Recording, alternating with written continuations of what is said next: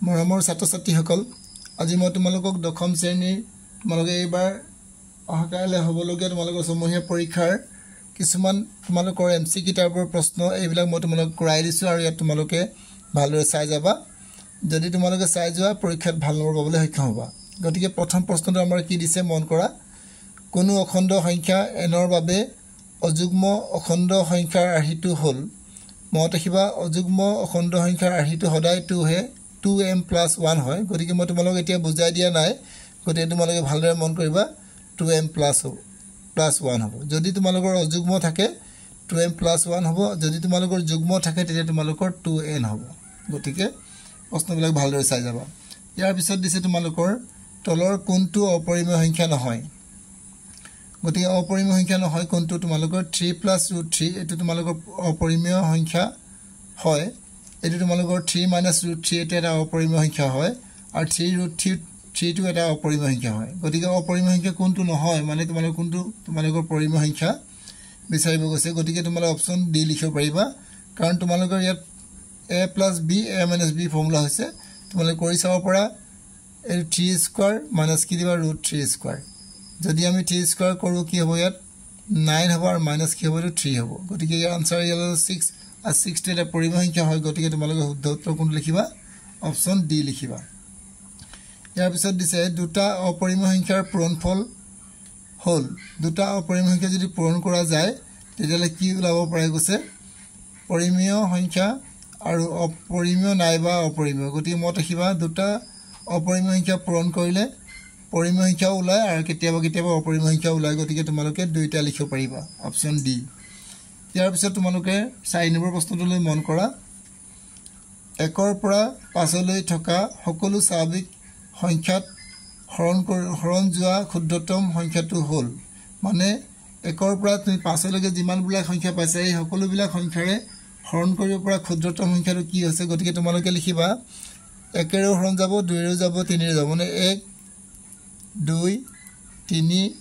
4 আৰু 5 এই গোটেইকেইটা সংখ্যাৰ লসাগু ললে তোমালোকে উত্তৰ পাই যাবা গতিকে তোমালোকে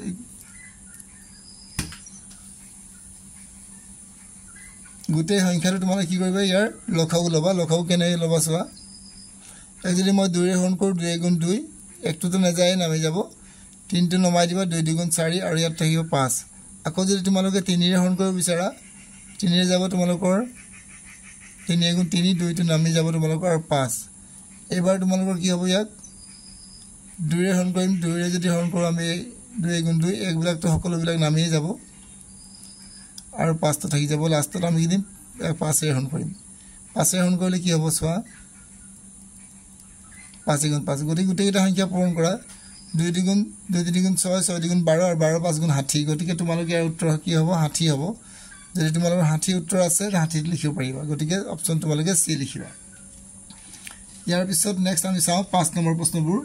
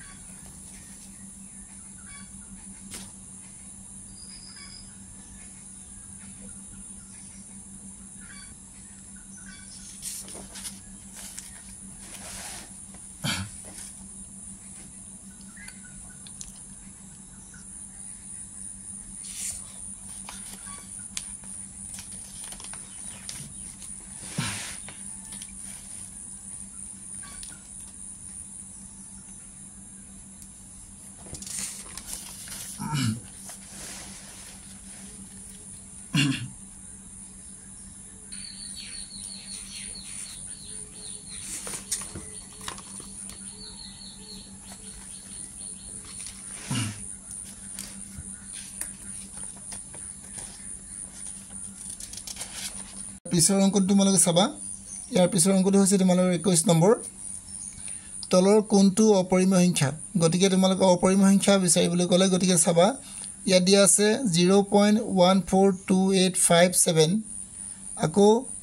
1428557 মানে একেটা সংখ্যা বাৰে বাৰে ওলাই গৈছে ইয়াৰ পৰা তোমালোকৰ যিমানখিনি ওলালে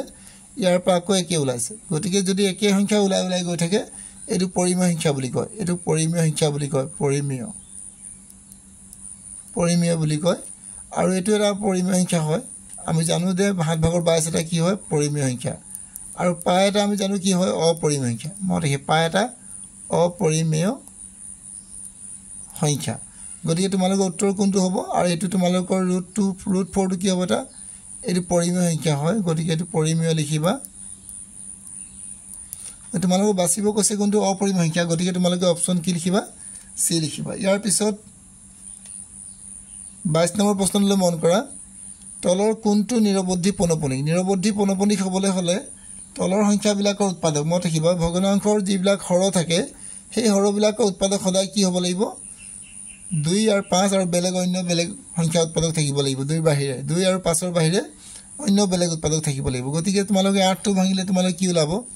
8 টো ভাঙিলে তোমালোকৰ 2 ওলাব আৰু 80 টো ভাঙিলে তোমালোকৰ 2 আৰু 5 ওলাব আৰু 625 টো ভাঙিলে তোমালোকৰ 5 ওলাব গতিকে তোমালোকৰ 455 যদি উৎপাদক ভঙা যায় 455 5 যদি 5 9 গুণ 45 5 গুণ 5 আকৌ 7 যদি কৰো 13 বাৰ যাব মানে 5 তো ওলাইছে কিন্তু 13 আৰু 7 ওলাইছে সেইভাবে এটো কোনটো নিৰবদ্ধি পৌনঃপুনিক কোনটো হ'ব অপচন সি টো হ'ব ইয়াৰ পিছত তোমালোকৰ 23 নম্বৰ প্ৰশ্নটো √32 এটাতকৈ সৰু কোনটো অপৰিমেয় সংখ্যাৰে পূৰণ কৰিলে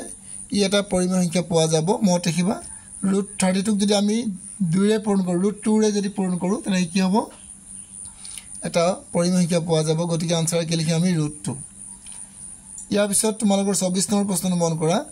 মৌলিক সংখ্যাত থকা মুঠ উৎপাদকৰ সংখ্যা হৈছে কিমান মানে এটা মৌলিক সংখ্যাত কিমান উৎপাদক থাকে আমি সকলোৱে জানো ক্লাস 9 তো পাই আহিছো বা ক্লাস 8 তো পাইছো যে এটা মৌলিক সংখ্যাত দুটা উৎপাদক থাকে গতিকে তোমালোকে আনসাৰ কি লিখিবা সি লিখিবা ইয়াৰ পিছত নেক্সট প্ৰশ্নলৈ আমি যাওঁ এতিয়া ইয়াৰ পিছত তোমালোকৰ দিয়া আছে 12 21 15 গখাগু আৰু লখাগুৰ ক্ৰমে কিমান হ'ব গখাগু আৰু লখাগু দুইটা উলিয়াবলৈ কৈছে গতিকে মই দেখিবা ইয়াৰ উৎপাদক গখাগু উলিয়াবছে লখাগু গতিকে আমি কি দৰে উলিয়াম 12 উৎপাদক ভাঙি চাম 12 21 গতিকে এই দৰে উলিয়াই লওঁ 12 21 আৰু 15 ইয়াৰ আমি লিখিম সকলোকে আমি 3 ৰে হৰণ কৰিব পাৰো 3 4 গুণ 12 3 7 গুণ 21 আৰু 3 5 গুণ 15 আৰু আমি হৰণ কৰিব নোৱাৰিম গখাগু আমি গম পাই গলো 3 হ'ব গখাগু 3 হ'ব আৰু লখাগু কিমান হ'ব চোৱা এই গোটেইবিলাক সংখ্যা পূৰণ কৰিম পূৰণ কৰিলে কি হ'ব 5 7 গুণ 35 আৰু এফালে তোমালোকৰ যদি 4 পূৰণ কৰা যায় 35 আৰু 4 পূৰণ কৰিলে 140 আৰু তাৰ লগত 3 পূৰণ কৰিলে কি হ'ব 442 420 হ'ব গতিকে তোমালোকে কোনটো লিখিবা অপচন সি টো লিখিবা ইয়াৰ পিছত নেক্সট আমি চাওঁ 26 নম্বৰ প্ৰশ্নটো 2 কিউব * 5 উপৰ 11/2 কিউব * 5 দশমিক বিস্তৃতি কি হ'ব ইয়াৰ কিউব চাব লাগিব কেইটা আছে 2 3টা আছে 5 এটা আছে গতিকে তোমালোকে 3টা দশমিক স্থানৰ পিছত হে হ'ব লিখিব পাৰিবা গতিকে অপচন কি লিখিবা সি লিখিবা ইয়াৰ পিছত 27 নম্বৰ প্ৰশ্ন চোৱা 7 * 11 + 13 + 15 আৰু +15 যদি তোমালোকে এনে কমন লব পৰা তেতিয়ালে সেই সংখ্যাটো কি বুলি কয় যৌগিক সংখ্যা বুলি কয় বা তোমালোকৰ পূৰ্ণ সংখ্যা হ'ব পাৰে গতিকে তোমালোকে লিখিছে যৌগিক সংখ্যা মৌলিক সংখ্যা পূৰ্ণ সংখ্যা আৰু a আৰু c দুইটা শুদ্ধ মই দেখিবা পূৰ্ণ সংখ্যা বুলি কৈছে পূৰ্ণ সংখ্যা হ'ব এই গোটেইটা পূৰণ কৰিলে কি হ'ব এটা পূৰ্ণ সংখ্যা ওলাব গতিকে তোমালোকে অপচন কোন লিখিবা d2 ইয়াৰ পিছত 28 নম্বৰ প্ৰশ্ন মন কৰা 2 3টা দি আছে 5 এটা আৰু 3 এটা 2 4টা 5 এটা 7 এটা লখাগু কিমান হৈছে লখাগু হলে সদায় বেছিটো হ'ব লাগে 2 তোমালোকৰ 4টা হ'ব 5 এটা আৰু 3 এটা আৰু 7 এটা এই গোটেইটা পূৰণ কৰিব লাগিব এতিয়া পূৰণ কৰিলে তোমালোকৰ যিমান হ'ব উত্তৰ হিমানে হ'ব গতিকে কিমান হ'ব চোৱা এটো হ'ব তোমালোকৰ 16 আৰু 5 আৰু এটো হ'ব তোমালোকৰ 21 গতিকে এটো পূৰণ কৰিলে 80 হ'ব আৰু এফালে 21 গতিকে 8 * 8 8 * 16 168 আৰু এফালে 0 হ'ব গতিকে আনসাৰ কি হ'ব তোমালোকৰ অপচন ডি হ'ব ইয়াৰ পিছত নেক্সট আৰু কি আছে চাও আমি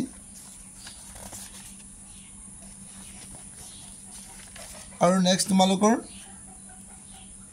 চাও কি আছে এতিয়া ইয়াৰ পিছত তোমালোকৰ তিনটা প্ৰশ্ন আৰু এবাৰ দেখাই দিছে এইটা প্ৰশ্ন আগত থাকি গৈছিলে মোৰ গতিকে তোমালোকে লিখিবা 2 to the power 0 3 to the power 0 আৰু 4 to the power 0 ভ্যালু কিমান 2 to the power 0 ভ্যালু তোমালোকৰ 1 3 to the power 0 ভ্যালু তোমালোকৰ 1 আৰু 4 দিব 0 ভ্যালু কি হ'ব 1 গতিকে ইয়াৰ আনসাৰ কি হ'ব তোমালোকে 1 লিখিব পাৰিবা অপচন এ হ'ব ইয়াৰ পিছত তোমালোকৰ x² + 2x + 1 উৎপাদক দুটা হল ইয়াৰ উৎপাদক দুটা তোমালোকে লিখিবা x + 1 x + 1 গতিকে তোমালোকে অপচন কি লিখিবা c লিখিবা ইয়াৰ পিছত তোমালোকে 31 নম্বৰটো চাবা এটো খুবেই ইম্পৰ্টেন্ট পৰীক্ষাত প্ৰায় হি থাকে 14² আৰু 15² মাজত কেইটা স্বাভাৱিক সংখ্যা আছে মই দেখি 14² আৰু 15² মাজত দিলে তোমালোকে 14 ৰ লগত কি কৰিবা 2 পূৰণ কৰিবা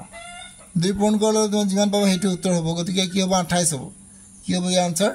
28 যদি তোমালোকৰ 14² নিদিয়ে যদি তোমালোকৰ 15² দিয়ে আৰু তোমালোকৰ 16² দিয়ে তেতিয়া তোমালোকে কি কৰিবা ইয়াৰ লগত 15 ৰ লগত 2 এটা পূৰণ কৰিবা আৰু 30 লিখিব লাগিব উত্তৰটো এবাৰ কিন্তু তোমালোকৰ 30 লিখিব নালাগে কাৰণ তোমালোকৰ কি নাই ইয়াত 15 নাই গতিকে উত্তৰ তোমালোকৰ কি হ'ব c হ'ব ইয়াৰ পিছত আৰু তোমালোকৰ প্ৰশ্ন এতিয়া বৰ্তমান নাই এই প্ৰশ্নবিলাক তোমালোকৰ বাস্তৱ সংখ্যা আছিল গতিকে তোমালোকে ভালদৰে চাই যাবা এইবিলাক পৰীক্ষাত ইয়াৰ পৰা পুৰা 100% তোমালোকৰ কমন পৰাৰ সম্ভাৱনা আছে আৰু যদি তোমালোকে মোৰ ভিডিঅ'বোৰ চাই উপকৃত হ'ব পাৰিছে তেতিয়াহ'লে মোৰ চেনেলটো এবাৰ লাইক কৰিবা সাবস্ক্ৰাইব কৰিবা শ্বেয়াৰ কৰিবা আজিলৈ মই তোমালোকক ইমানতে এৰিব বিচাৰিছো নেক্সট ভিডিঅ'ত আকৌ লগ পাম